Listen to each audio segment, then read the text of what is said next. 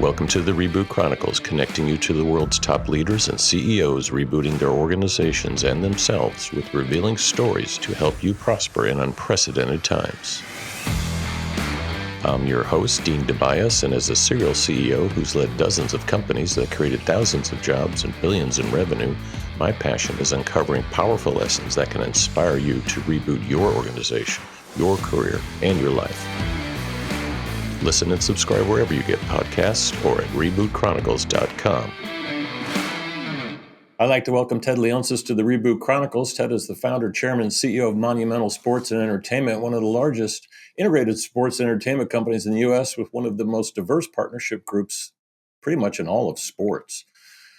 Creeping up to about $1 billion, the group includes 8 teams, including the NHL's Capitals, the NBA's Wizards, and the WNBA's Mystics, 5 venues, including the Capital One Arena in Washington, D.C. We'll talk about that, and a massive media and esports platforms as well. While Ted has been rebooting the sports and entertainment and media sectors, he's also a very thoughtful investor who co-founded Revolution Growth with Steve Case and some other companies, of course. Revolution's about $1 billion set of investment funds that makes select speed to capital investments. Personally, he's one of the most gracious and generous leaders I know. Ted is also a very purposeful philanthropist, an award-winning filmmaker, board member of Groupon and American Express, and serves on the board of governors of the NBA, the NHL, and the WNBA. An early internet pioneer, he was the vice chairman and president of AOL, where I worked for him after selling my games company to AOL. Ted, good to see you. Thank you. You don't take enough credit, by the way. I'm big in esports and multi-user games and avatars. And I said, I think WorldPlay and Dean were doing that 25, 30 years ago. 1999, Yeah. I think it was. Yeah. We were on the right track. We just the timing was a little early, right? Yep. And you got acquired by AT&T, and then they sold it to us, and we spun it out of AT&T, and yep. then sold it to AOL, which was a heyday. It was one of the best times to be an American tech company. Probably the other best time I had was that Federal Express was at the same inflection point when I worked there, just like up and to the right. Yeah. But it must be fun. Those were the good old days. But people forget AOL was founded as a network to connect Atari computer users. We were the first multi-user games company. It wasn't even called AOL, America Online. It was called Quantum Computer Corporation. So we had bona fides and longevity in the game space, which is now an industry that's multi-times bigger than Hollywood. I mean, it's the fulcrum, if you will, for most of the media industry. Exactly. Ted was an early pioneer, at least seeing the future of games. By the way, you should still tell Steve Case that the word quantum is coming back. Yeah, very much so. It's just it's a hardware play. I don't know where to start with you. You've got so many properties, so much going on. But how, I guess the audience, especially the business audience, wants to know, how have you rebooted sports, and where have you taken it?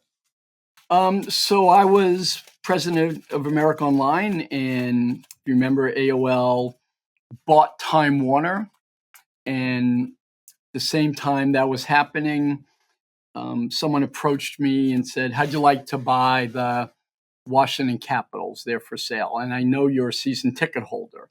And I said, that helps. I don't really think buying a single team is the greatest opportunity, but I know that the present day owner also owns the Wizards and the building, and I would be very interested in becoming his partner, and I'll buy the Capitals, but I want the opportunity to buy and consolidate everything. So that spooled out the right way. And because AOL had bought Time Warner, I told people I wasn't going to move to New York. I'm going to stay in DC. I went to Georgetown University as a college student. I loved the area. And so that was a pivot in that I said no to a move. And it also gave me the opportunity, as I had never sold a lot of stock. now I had to buy the teams. And so I bought 100% of the Capitals and 45% of the Wizards and the Mystics and the building. And I had to sell some AOL stock. I think the stock at the time was in the 90s. Yeah, it was on fire. It was doing great. A year and a half later, the stock was like $11. So I tell people I bought the teams for free. I got the teams for free. And so that was a very fortuitous trade, if you will. And as I got into sports, I realized the common practice, the common theme that most of the people that owned and led these assets, they were real estate people, and they looked at teams as a product to fill their building. It would be like you own movie theaters, so you obviously you're going to work with studios. You need a product to fill your real estate. Right. And I thought that was a mistake because this was great IP. This would all soon be digitized, and with my experience and background in digital media at AOL, I said, this business really looks like a software as service business. The customers are few, but they're the biggest companies in the world. Our naming rights partner is Capital One, the largest bank, a top 10 bank, and they signed a deal with us, and it's for 10 or 15 or 20 years, and it has escalators built in. When we sell a suite, it's a 5 or 10-year deal, and it's $500,000, and it increases, just like Oracle, just like Salesforce.com. They have big clients, and they sign big deals, and they grow, and they have built-in accelerators. And I said, these teams are way undervalued. Right. And I bought our team, same time Mark Cuban bought the Dallas Mavericks. And we saw things the same way. It wasn't until Steve Ballmer bought the Clippers, and he paid 10 times forward revenues. He did. Right? So he paid $2 billion. The most anyone had paid for a team before Steve came in was $400 or $500 million. Right. And he saw it the same way we did, which was I buy software companies from Microsoft all the time at 10 or 12 times multiple, and they grow 5-10% per year. They have reoccurring revenues. They renew their customer base 80%. Oh, geez, every sports team, their season ticket holder base, the leagues, you renew at minimum 80%. The Capitals, who have had a really good run, we're at 95%. So our variable annual commitments and season tickets, 95%, like the best SaaS software businesses in the world. No acquisition and cost there. Yep. So that reboot in looking at how we value the companies, how we talk about the companies, instead of being, I remember someone asking me, why are you buying a shitty little hockey team? It's $85 million. That's what I paid. It's not for sale, and we have no intention of selling, but maybe the shitty little hockey team now is worth $2 billion. AOL doesn't exist anymore. Right. The Washington Post said to me, why would you want to defer or take internet dollars and put it into sports? And I think they told me at the time the smartest people in the world were going to be buying newspaper and media companies. Jeff Bezos did buy the Washington Post for $250 million. Okay, $250 million. Now, probably my hockey team's worth $2.5 billion. At least with all the assets. Yep. Worth $4.5 billion. And so it's funny. It's 25 years. The journey's been 25 years long.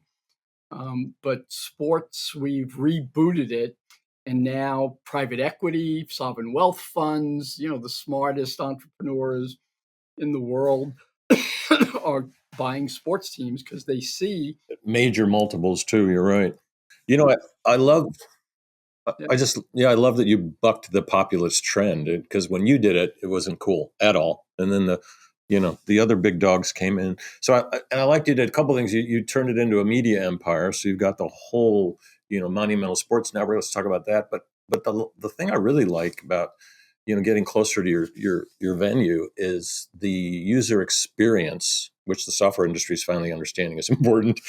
Maybe you and Mark maybe are the only teams as an ex Bears suite owner. Awful user experience in Chicago. Outdoor You guys have stadium. blown it off. You've blown Yeah. the doors off of that. Yeah.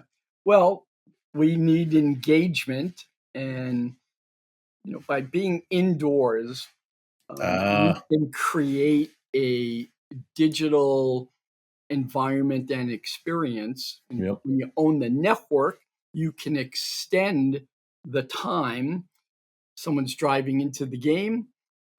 They can have an experience that leads them right into the arena. The in-arena experience is just about 3 hours, then they're going home. Well, it's this battle for engagement.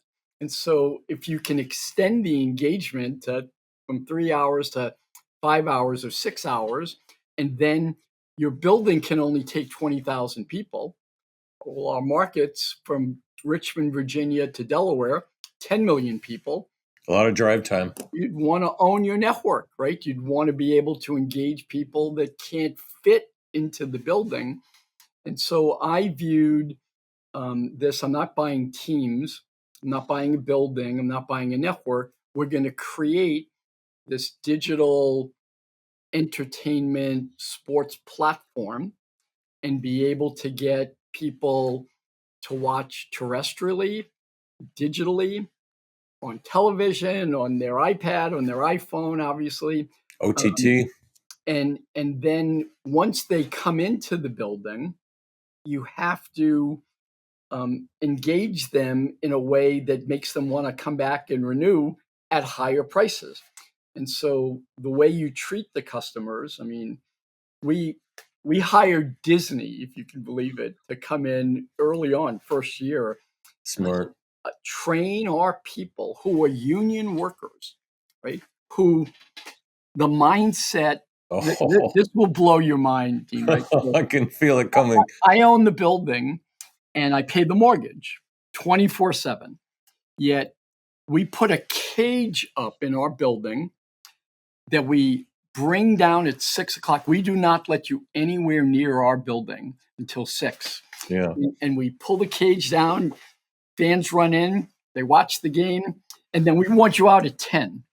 And I went, that's pretty crazy, right? We have this $1 billion building in downtown DC. Isn't there something we can be doing during the day? So we have been pioneering turning our suites into like WeWork, unbelievable workplaces for employees. KPMG, Meta, they're the first two that have done this in a big way.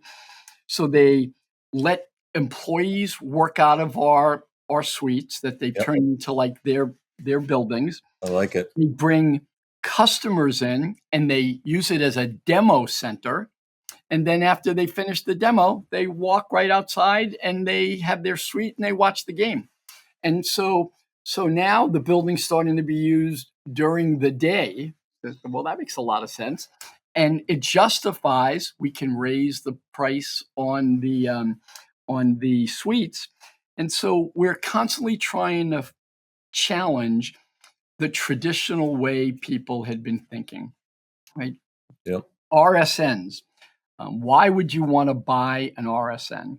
Yesterday, I did an interview with a big financial analyst who said, one, you dodged the bullet because a lot of companies were going bankrupt and the teams weren't prepared for it. And I said, yeah, we saw what was happening. I'm chairman of the NBA Media Committee, and we owned 33% of the equity from NBC and Comcast of our regional sports network, and they weren't investing. And I said, well, what digital company doesn't have an R&D budget? What digital media company isn't forward investing? Let's buy this RSN. It'll never be cheaper than it is now. Exactly. Let's Right. totally stand it on its head and make it a digital studio, a digital platform. We'll still do our RSN work and be distributed that way, but now we can do subscriptions direct to consumer where we get the data. If you can believe it, RSNs don't know who their customers are. I believe it. Yeah. And you guys are you're doing it. I mean, I like the way you're doing it, like college, even high school. It's local, it's community.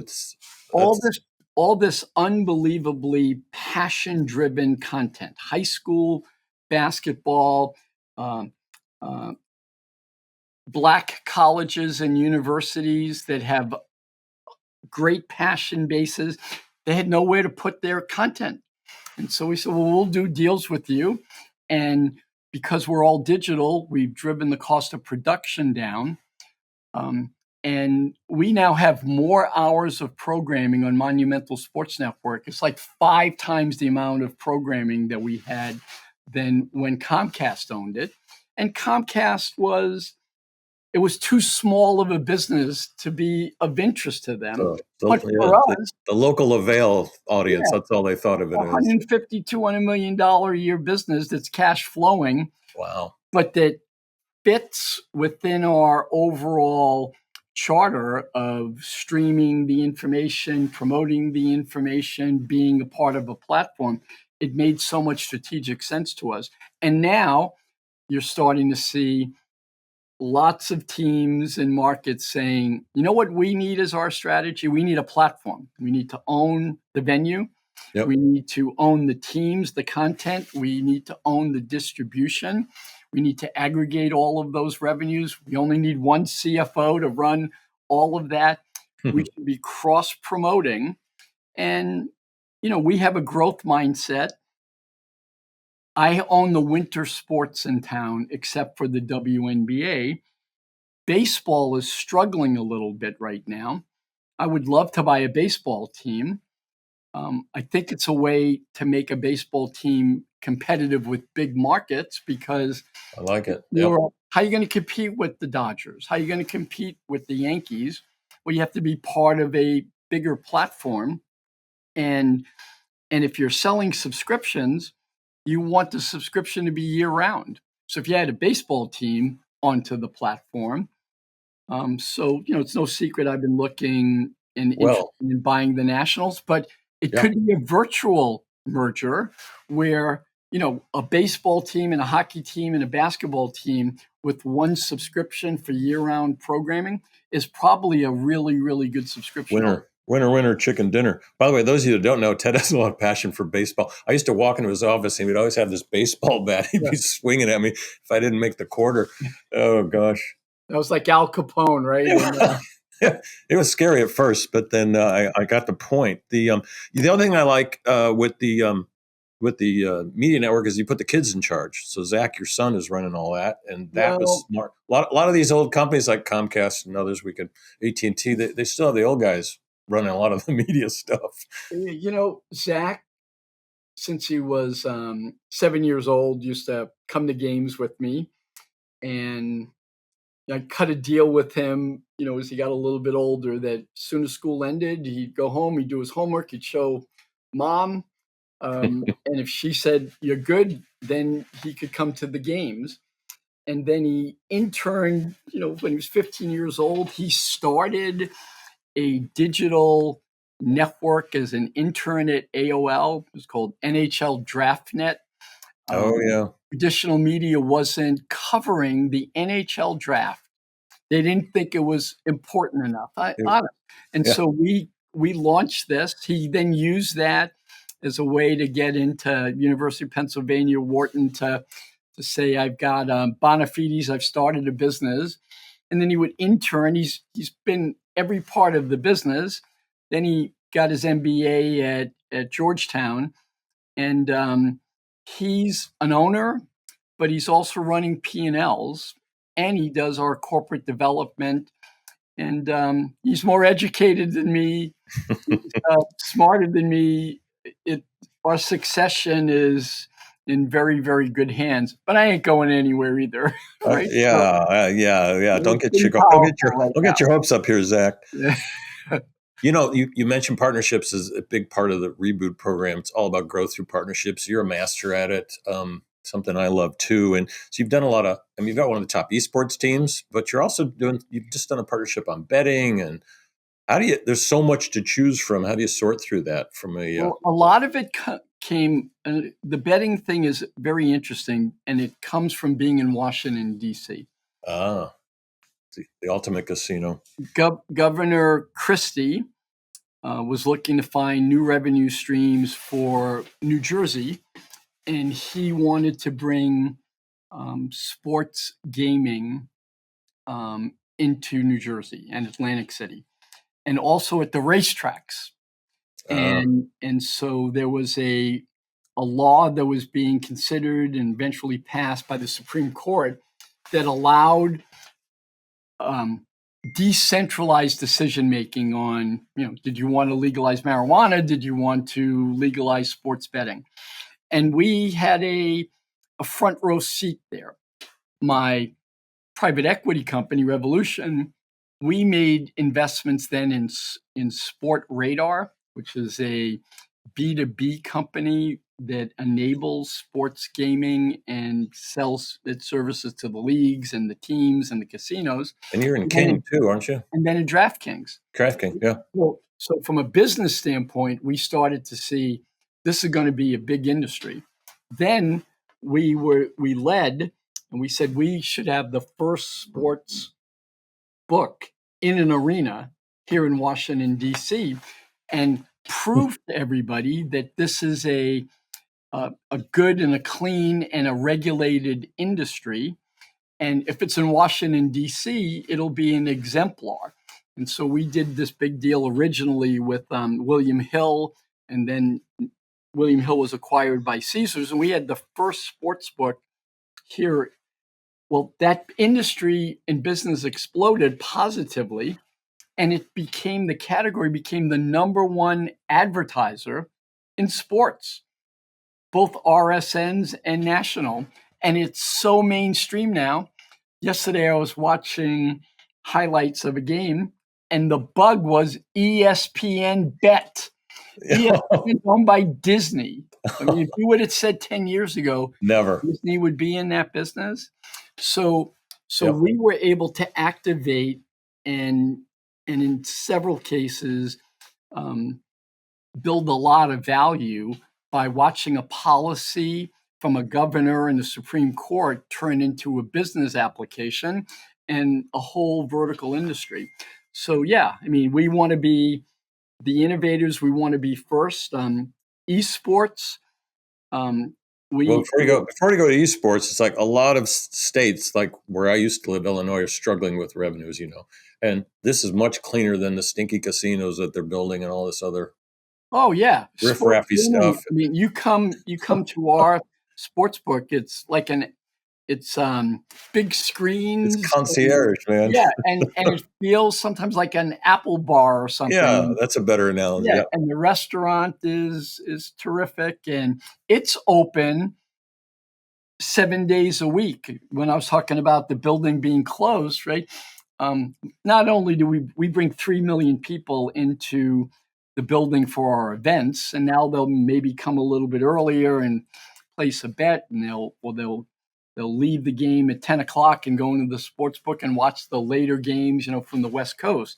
Yep. But it's open, and Wow. so Saturday morning you'll see bankers from the World Bank there having breakfast, basically watching soccer games In the arena. Europe. Yeah, well, makes sense. It's the most global city. It's brilliant. So Nobody's sleeping anyway.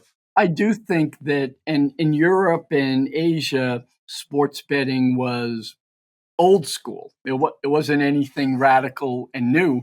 So the people who were here, they just felt very comfortable filling in and coming in and watching games and having a rooting interest via Sportsbet.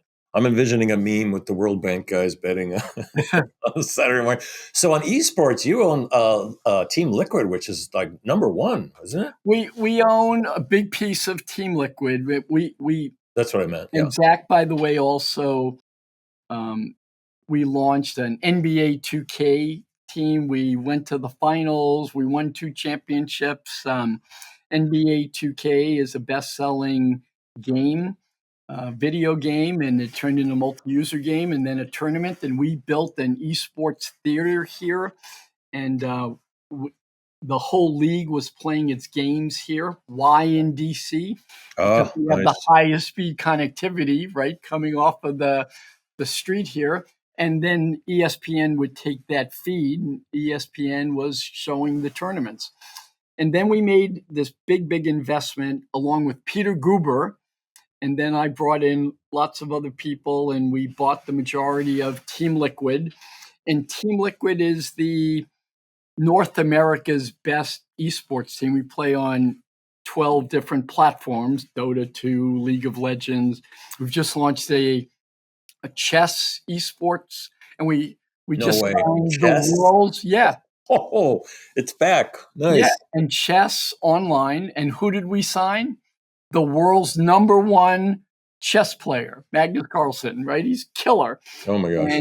And so we're bringing sports entertainment technology, and it's all about digital and global. Yeah, exactly.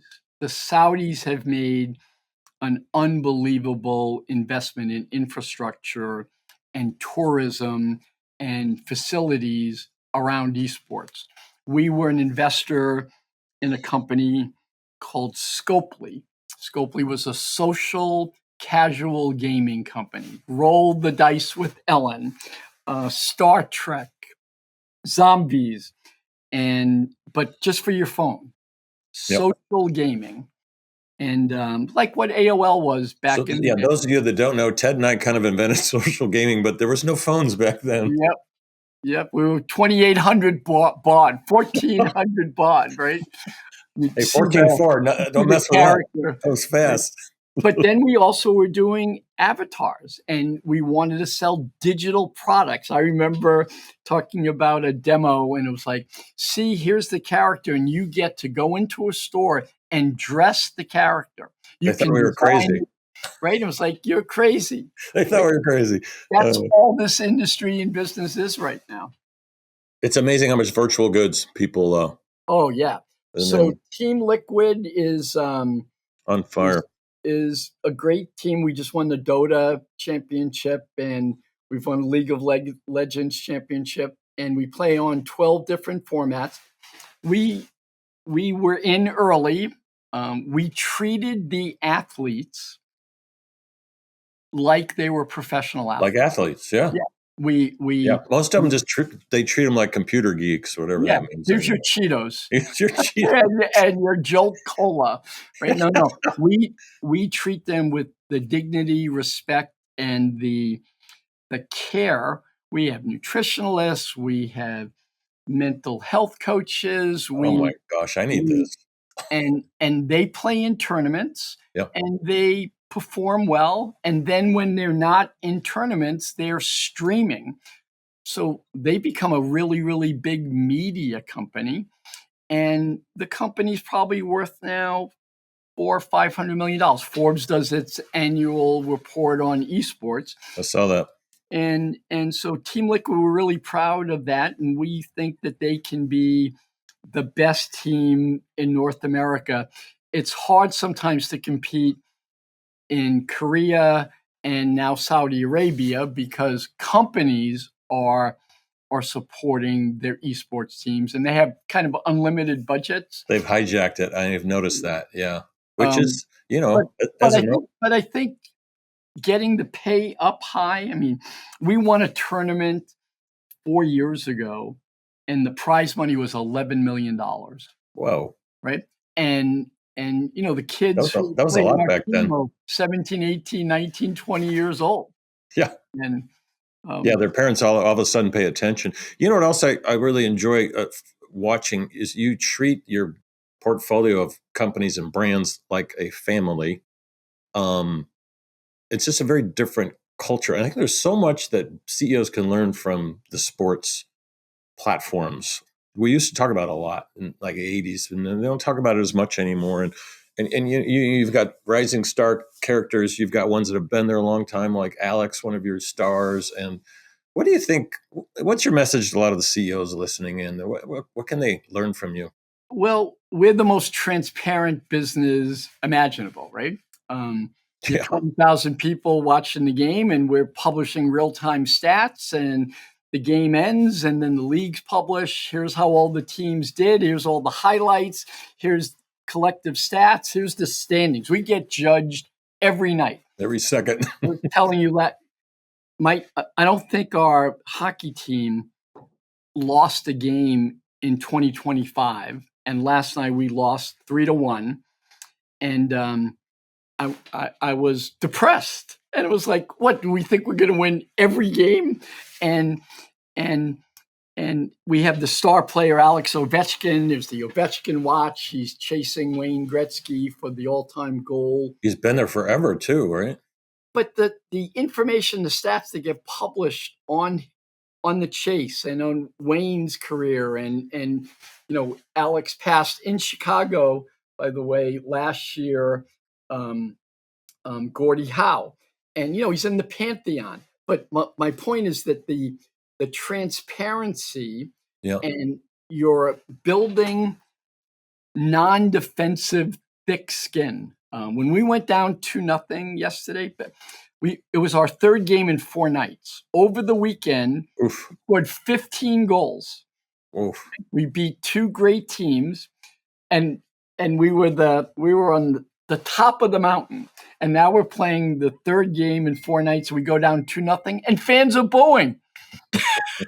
Hero to zero. Yeah, Right? of course. What a business we're in, right? Then Alex scores a goal, makes it 2-1. Fans are all happy, and so in Kind business, of like the stock market a little bit. yeah. But in business, it's like, well, quarterly report and an annual report, and we don't really like talking to our It's not investors second that by much. second KPIs. You're right. Yeah, I think Well, transparency is something that we can learn, and also adaptability. It's very hard, as you know, to get an entrepreneur to admit, hey, what I'm doing isn't working. And so how am I going to reboot? How am I going to change? right. We see our coaches through the eye test, but also the data saying, oh, this team is defending us differently than we were expecting. I have to now come up on the fly, change my lines, change the system that we're playing to adapt to that, because we're a better team, but the system that they're playing right now is strangling us. And so sports is such a great metaphor, being able, as the leader, the Yep. head coach in this case, you have to adapt, or you're going to get beat by someone who's put together a real-time strategy to stop you. And that is the story of business right now. The competitiveness levels have become so cutting edge now.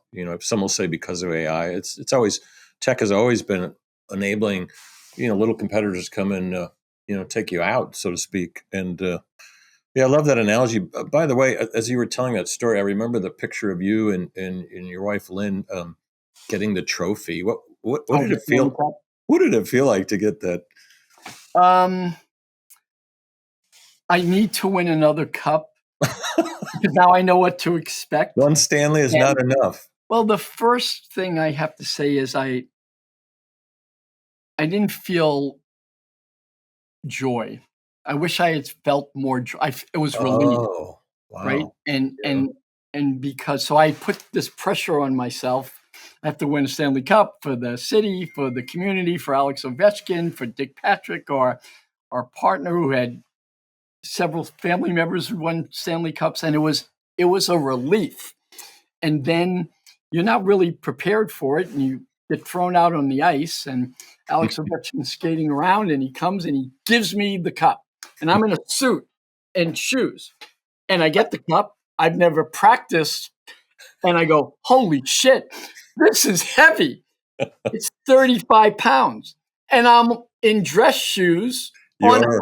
ice, and all I'm thinking is, don't fall on national TV.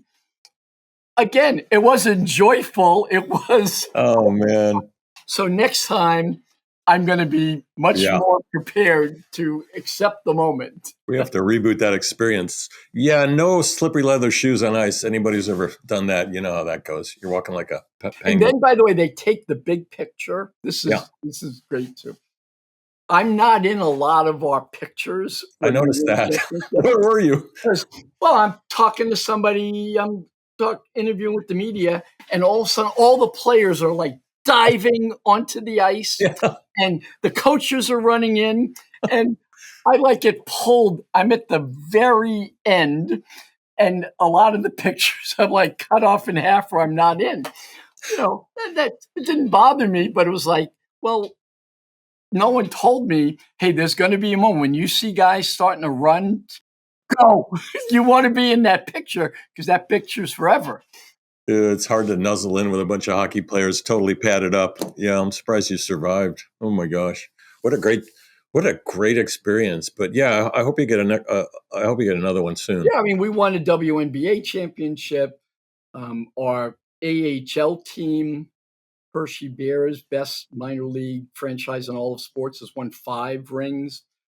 Team Liquid has won 3 rings. Our NBA 2K team has won 2 rings. We were in the Arena Football League. It's defunct now. We won a championship. In fact, one team had gone bankrupt, so I ended up owning 2 teams.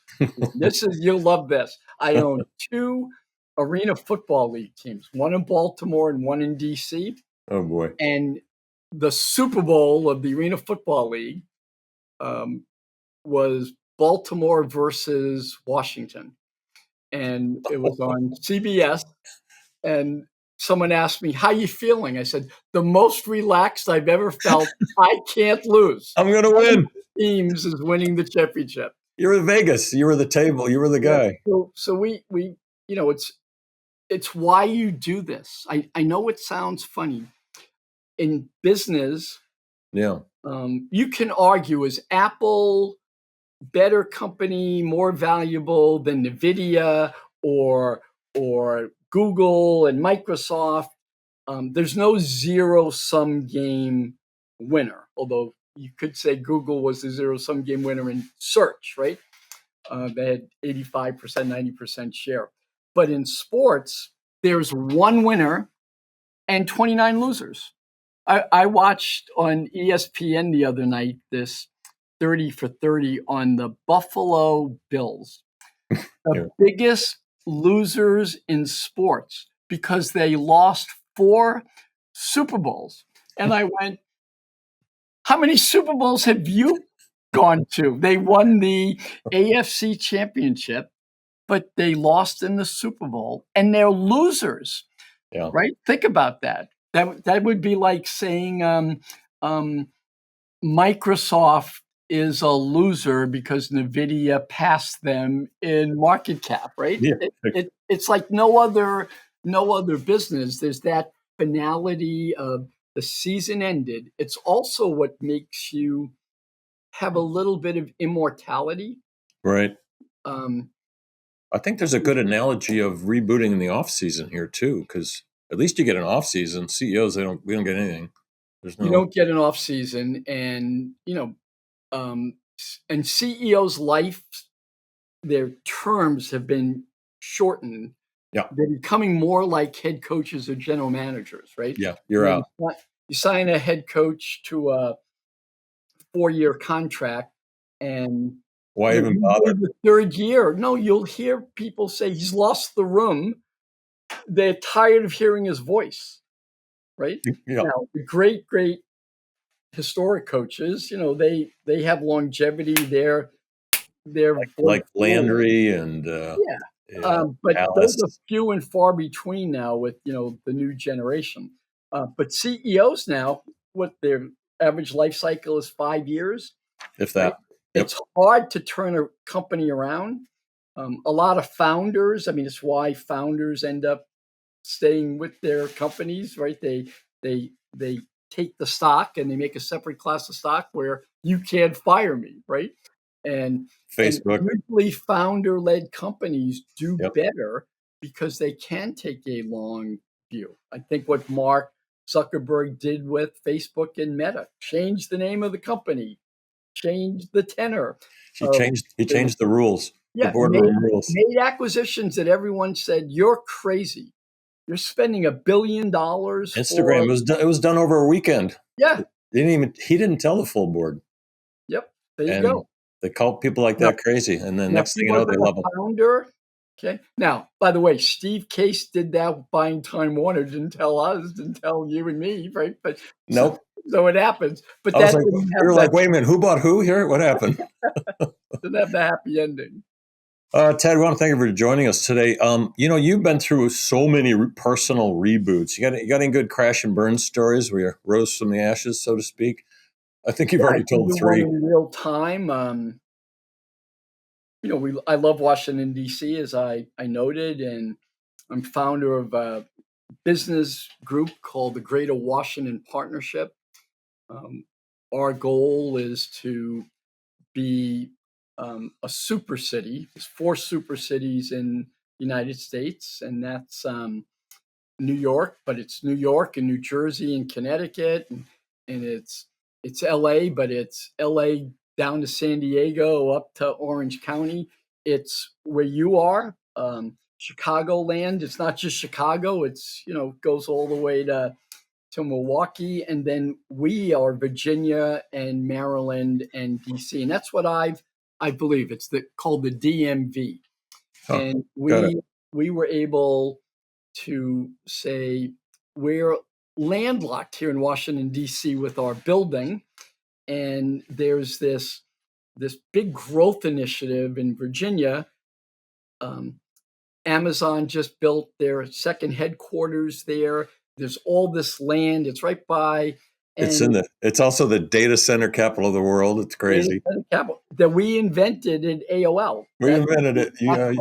That's why all the cloud computing companies are here. Remember, it was illegal to get on the internet. AOL had to build a private internet, right? We had to build data centers.